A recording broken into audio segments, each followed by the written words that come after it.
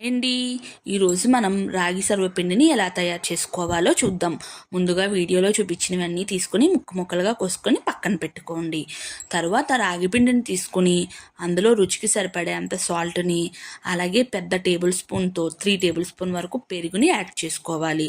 తర్వాత మనం కోసుకున్నవన్నీ కూడా ఇందులో వేసుకొని కలుపుకుంటూ వాటర్ని వేసుకొని చపాతీ ముద్ద అయ్యే వరకు కలుపుకొని దీనిని కనీసం 1 గంట సేపు వరకు నానబెట్టుకొని పక్కన పెట్టుకోవాలి.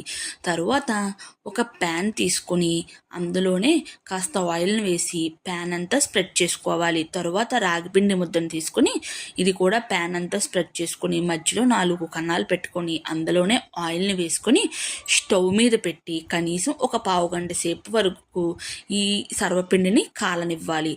చూడండి, ఇలా ఎడ్జెట్స్ లెగిస్తే కాలిపోయినట్టే. ఎంతో రుచికరమైన సర్వపిండి రెడీ అయిపోయింది. ఇది పెరుగులో ముంచుకొని తింటే చాలా బాగుంటుంది.